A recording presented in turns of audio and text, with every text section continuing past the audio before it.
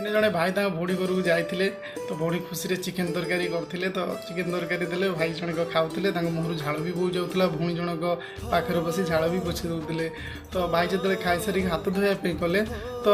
हाथ बाजिक चिकेन तरकारीटा ढाली होगला ढाली तो होगला कौन कर